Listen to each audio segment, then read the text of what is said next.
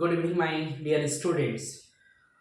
आज का वीडियो जैसा कि कल मैंने बताया था कि जिस तरह का फैक्टराइजेशन था, आज कुछ नए तरीका मतलब फैक्टराइजेशन बताने वाले हैं। जैसा कि क्वेश्चन दिख रहा है कि बोथ साइड दोनों साइड रूट वाला टर्म है, तो अब इस रूट वाला टर्म का क्वेश्चन ये जनरली क्लास 9 और 10 स्टूडेंट्स के लिए खास करके ये इंपॉर्टेंट क्वेश्चन है। तो जैसा कि ये क्वेश्चन में है कि यहाँ पे 4√2 है, यहाँ पे √2 है, तो मुझे यहाँ पे क्या करना है कि मुझे यहाँ पे जोड़कर 9 लाना है और उसके बाद मुझे क्या करना होगा, यहाँ पे देखना है कि मुझे 4√2 और ये √2 पहले आपस में मल्टीप्लाई होगा। तो चलो मल्टीप्लाई करते हैं कि 4√2 और √2 को मल्टीप्लाई किया जाए तो पता है √2 2 बन जाता है, तो 4 इंटू 2 मतलब 8 हो गया। तो समझ लो यहाँ पर मेरा 4√2 के बजाय बल्कि यहाँ पर अब 8 हो गया। अब मुझे जिस तरह के पहले बताया गया था उसी तरह से समझना है कि मुझे मल्टीप्लाई करके 8 लाना है और जोड़ करके आना चाहिए 9। तो अगर हम एलसीएम अगर लिया जाए तो ये तो जनरली तरीके से समझा जा सकता है कि 8 का टेबल में 8 1 बार में आएगा, 8 1 जा 8 और 8 प्लस 1 क्या हो जाएगा 9। तो हम लोग ये इस तरह से कर सकते हैं कि √2 x² प्लस इसको लिख सकते हैं 8 प्लस 1 फिर x प्लस 4√2। ठीक है, नेक्स्ट अब हम लोग क्या कर सकते हैं कि √2 x² प्लस 8 को x से मल्टीप्लाई करेंगे क्या हो जाएगा 8x प्लस x को 1 से मल्टीप्लाई करेंगे तो हो जाएगा x प्लस 4√2। ठीक है, अब मुझे क्या करना है कि यहाँ पर दो टर्म बन रहा है, यहाँ पे दो बन रहा है। ठीक है, तो मुझे यहाँ पे कॉमन लेना है। तो कॉमन लेने के लिए पहला तो ये करना होगा कि x तो दोनों में कॉमन हो रहा है, लेकिन मुझे मैक्सिमम नंबर कॉमन लेना है। तो कॉमन लेने के लिए मुझे ये देखना है कि यहाँ पे √2 है, क्या यहाँ पे √2 टर्म आ सकता है। तो चलो इसको इस टर्म से लिखते हैं, √2 x² प्लस इसको लिख सकते हैं 4√2 इंटू √2 x, क्योंकि √2 हो गया 2 एंड 4 2 जा 8x आ गया प्लस अब जिस तरह वो नंबर है तो x प्लस 4√2। ठीक है, अब देखो ये दो टर्म बन रहा है, यहाँ पे दोनों में कॉमन क्या हो रहा है देख रहे हैं, यहाँ भी √2 है, यहाँ भी √2 है, यहाँ पे x है, यहाँ पे x है, मतलब √2x कॉमन ले लिया जाए। ठीक है, अगर √2x कॉमन ले लिया तो यहाँ पे बच जाएगा x प्लस आ गया 4√2। अब नेक्स्ट यहाँ पे देखते हैं कि यहाँ पे कोई नंबर कॉमन नहीं मिल रहा, तो कॉमन नहीं मिल रहा मतलब यहाँ पे क्या है 1 कॉमन है। तो अब यहाँ पे कॉमन हो गया तो x प्लस 4√2। और जैसा कि हम लोग जानते हैं कि जब भी फैक्टराइजेशन करते हैं तो ये दो नंबर सेम आना चाहिए ताकि कॉमन लिया जा सके। तो यहाँ पे सेम आ रहा है तो x प्लस 4√2 हो गया और यहाँ पे हो गया √2x प्लस 1। ठीक है, इसी तरह दूसरा क्वेश्चन अभी कराया जाएगा।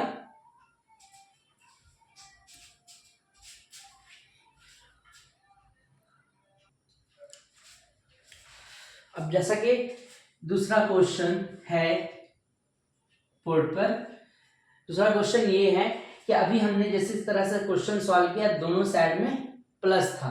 अब यहाँ पे देखते हैं कि यहाँ पे माइनस है। जैसा कि मैंने पिछले वीडियो में बताया था कि ये साइन बड़ा इंपॉर्टेंट होता है। अगर यहाँ साइन प्लस है तो जोड़कर लाना है, अगर यहाँ माइनस है तो घटा कर लाना है। तो अब हम लोग क्या करते हैं कि पहले ये नंबर को आपस में मल्टीप्लाई करते हैं। जैसा कि हम लोग जानते हैं कि 4 2 जा हो जाता है 8 और √3 और √3 को अगर मल्टीप्लाई किया जाए तो हम लोगों को पता है कि 8 अगर इसको एक साथ लिख दिया जाए तो दोनों का अगर पेयर निकलेगा तो एक बाहर आएगा, यानी 8 3 जा 24। तो समझ लेते हैं कि मेरा यहाँ पे क्या हो गया 24 है। अब हम लोगों को एज यूजुअल हम लोग को ये ध्यान देना है कि 24 का एलसीएम इस तरह से लिया जाए ताकि इसको मल्टीप्लाई करने से 24 आ जाए और उसी नंबर को घटाने से क्या आ जाए 5। तो जैसे कि हम लोग यहाँ पे देखें 12 24 2 6 जा 12 एंड 2 3 जा 6। तो यहाँ पे देख रहे हैं 2 2 जा 4, 4 2 जा 8, 8 3 जा होता है 24, और 8 में से 3 माइनस करने से 5 आ जाएगा। तो ठीक है, तो हम लोग 8 माइनस 3 कर सकते हैं। तो 4 root 3 x square plus 8 minus 3 x minus 2 root 3। अब हम लोग क्या करना है, 4 रूट 3 एक्स स्क्वायर प्लस 8 को x से मल्टीप्लाई करेंगे, क्या आएगा 8x, और plus minus minus 3x minus 2 root 3। I think समझ में आ रहा होगा सबको तो ठीक है। नेक्स्ट अब हम लोग को क्या करना है कि दो यहाँ पे एक टर्म बन रहा है, यहाँ एक टर्म है, कॉमन लेना है। तो कॉमन लेने के लिए देख रहे हैं कि यहाँ पे भी x है, यहाँ पे भी x है, और यहाँ पे 4 है। तो देखते हैं कि 4 का टेबल में 8 आता है, यानी कि हम लोग अगर यहाँ कॉमन ले लेते हैं 4x, तो 4x कॉमन अगर ले लेते हैं तो आएगा क्या, रूट 3x प्लस 4 2 जा 8, मतलब 2 बच जाएगा। ठीक है, अब यहाँ पे क्या कॉमन लिया जा सकता है। अब यहाँ पे एक समझने वाली बात है कि यहाँ पे देखते हैं रूट 3 है और यहाँ पे है 3। तो जैसा कि हम लोग देखें कि जब भी रूट 3 को मल्टीप्लाई किया जाता है तो 3 बनता है। तो यहाँ पे हम लोग एक स्टेप कर सकते हैं कि 3 को अगर इस फॉर्म में लिख दिया जाए, रूट 3 इंटू रूट 3, ठीक है, x माइनस 2 रूट 3, क्योंकि रूट थ्री को मल्टीप्लाई करने से 3 हो जाएगा। तो अगेन अब हम लोग एक स्टेप कॉमन ले सकते हैं यहाँ पे, 4x minus root 3x plus 2। अब यहाँ पे हम लोग को कॉमन क्या मिल रहा, रूट 3। तो माइनस रूट 3 अगर कॉमन लेंगे तो क्या बच जाएगा, रूट 3x प्लस 2। और जैसे कि ये स्टेप ये स्टार्टिंग में ही कर लेना ज़्यादा बेहतर होगा। ठीक है, तो अब हम लोग का देख रहे हैं कि यहाँ पे रूट 3x प्लस 2 है, यहाँ भी रूट 3x प्लस 2 है, कॉमन मिल गया।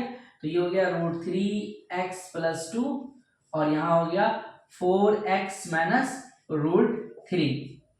ठीक है, आई थिंक सबको समझ में आ रहा होगा।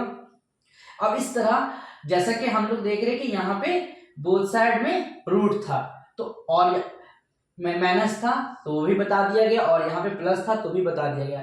अब नेक्स्ट जो बताया जाएगा कि मिडिल में अगर रूट रहेगा तो क्या कर सकते हैं। ठीक,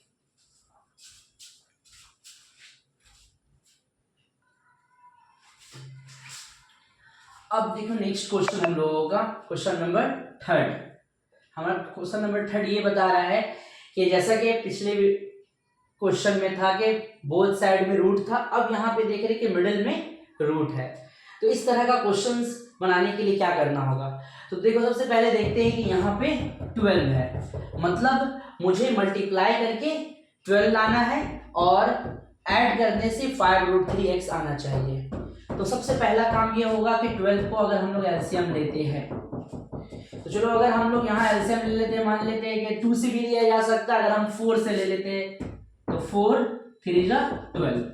ऐसा इसलिए कर रहे हैं क्योंकि मुझे यहाँ पे 3 है, तो हम लोग 3 को एक और तरीका है लिखने का कि अगर हम 4 इंटू 3 को लिख देते हैं रूट 3 इंटू रूट 3, तो 4 रूट 3 3 हो जाए, 4 3 जा 12। और अगर हम इसको देखते हैं कि अगर इन दोनों को ऐड किया जाए कि 4 रूट 3 प्लस रूट 3, कि अगर ये 4 रूट 3 और रूट 3 को जोड़ेंगे तो 5 रूट 3 आ जाएगा, और इन दोनों को मल्टीप्लाई करेंगे तो 12 आ जाएगा। तो ये हम लोग कर सकते हैं फैक्टराइज करने के लिए कि एक्स स्क्वायर प्लस, इसको लिख देंगे 4 root 3 plus root 3x plus 12।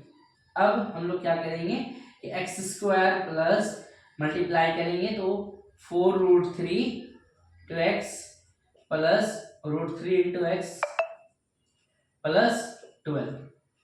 ठीक है, अब मुझे क्या है देखना है कि यहाँ पे कॉमन लेने के लिए, तो जनरली हम लोग को यहाँ पे कॉमन अगर मिल रहा है तो x कॉमन मिल रहा है। ठीक है, और इस केस में हम लोगों को कॉमन लेने के लिए कुछ इंप्लीमेंट करना होगा कि मुझे देखना है कि यहाँ पे रूट 3 है, तो यहाँ उसको भी रूट 3 का इस तरह से लिखा जाए कि रूट 3 इसके अंदर में आ जाए।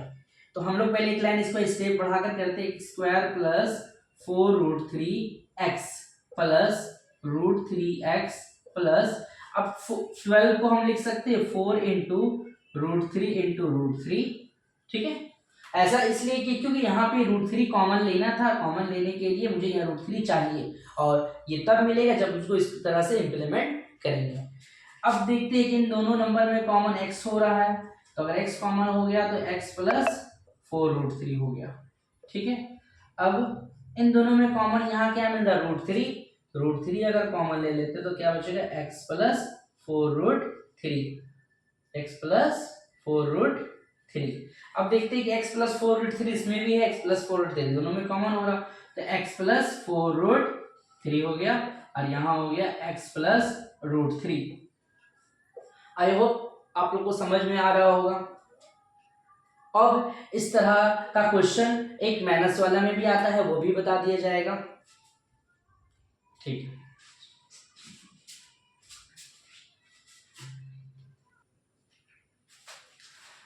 अब आप देख सकते हैं कि ये आज का ये 4th क्वेश्चन कि x² प्लस 3√3x माइनस 30।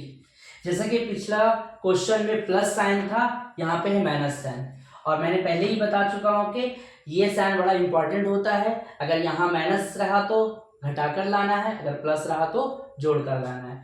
उसे भी हम लोगों को क्या करना होगा कि मुझे ऐसा नंबर सेलेक्ट करना है जिसको मल्टीप्लाई करने से 30 हो जाए और उसी नंबर को घटाने से 3√3 जाए। तो उसके लिए मुझे क्या करना होगा कि पहले 30 का एलसीएम लो। अगर कोई बच्चा ऐसा करता है कि 5 का टेबल से लेकर गया तो 5 6 30, ठीक है। अगर फिर उसको अगर ले जाते हैं 2 से तो 2 3 6, ठीक है।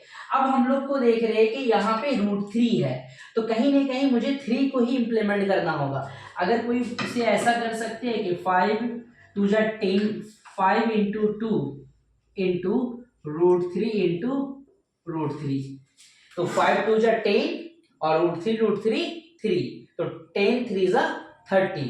तो यहाँ पे हम लोग को एक चीज मिल रहा है कि अगर 5√3 में से 2√3 को अगर घटाया जाए तो 5 में से 2 गया तो 3√3 आ जाएगा, और इन दोनों को अगर मल्टीप्लाई किया जाए 5 2 10 √3 3, 10 3 30, तो हम लोग समझ सकते हैं कि इसे हम लोग इम्प्लीमेंट करेंगे 5√3 माइनस 2√3 में। तो x² plus 5√3 minus 2√3 x minus 30। अब x² प्लस 5√3 को x से मल्टीप्लाई करेंगे तो 5√3 x माइनस 2√3 को x से मल्टीप्लाई करेंगे तो 2√3 x माइनस 30, ठीक है। आप लोगों को समझ में आ रहा होगा। अब यहाँ पे फिर क्या है, मुझे कॉमन लेना है, तो कॉमन लेने के लिए यहाँ पे तो हम लोग देख रहे हैं कि x कॉमन हो जा रहा है आसानी के साथ, लेकिन यहाँ पे मुझे कुछ इंप्लीमेंट करना होगा, क्योंकि यहाँ पे 2√3 है, यहाँ पे √3 वाला टर्म नहीं है, तो मुझे यहाँ पे इसको √3 का टर्म में लिखना होगा। तो चलो पहले हम ऐसा करते हैं कि x² plus 5√3 x minus 2√3 x minus, अब इसे क्या कर सकते हैं, अगर हम इसको ऐसा लिखते हैं कि 5 इंटू 2 तो 5 2 10, अब 10 3 30 होता है, तो 3 को लिख सकते हैं √3 इंटू √3, ठीक है। अब यहाँ पे कॉमन लेने के बारे में, अब देखो इन दोनों नंबर में x तो कॉमन मिल रहा है, x अगर कॉमन मिल जाएगा तो x प्लस 5√3 आ जाएगा, और यहाँ पे अब देखना है कि मुझे क्या कॉमन ले, तो यहाँ पे मुझे तो जाहिर सी बात है x लाना है, तो कहीं x तो कॉमन है, यहाँ पे x सिंगल बचाने के लिए क्या है, ये जो एक्स्ट्रा नंबर है 2√3 को तो कॉमन लेना होगा। अब देखना है कि 2√3 यहाँ है तो क्या इस टर्म में भी है क्या, तो हाँ यहाँ पर भी मिल रहा है, तो मतलब अगर हम 2√3 कॉमन ले लेते हैं तो यहाँ हो जाएगा x और प्लस 5√3 हो गया। अब फिर अगेन सवाल, सर यहाँ पे माइनस था तो प्लस क्यों लिखे, प्लस इसलिए लिखे क्योंकि अगर ब्रैकेट ओपन करेंगे तो फिर से ये माइनस बन जाएगा, ठीक है। तो आप देखो दोनों में कॉमन हो गया x प्लस 5√3 और यहाँ हो गया x माइनस 2√3, ठीक है। आई थिंक सबको समझ में आ रहा होगा। अब इस तरह का क्वेश्चंस में अगर किसी बच्चे को दिक्कत है तो वो मुझसे कमेंट सेक्शन में पूछ सकते हैं। आज का वीडियो यहाँ तक ही रहा। नेक्स्ट वीडियो आप लोग भी रिकमेंड कर सकते हैं कि कौन सा टॉपिक आप लोगों को जो हार्ड लग रहा है, तो आप कमेंट सेक्शन में बोल सकते हैं। मैं उम्मीद करता हूँ इंशाल्लाह उसे पढ़ाएंगे। Thank you so much and good night.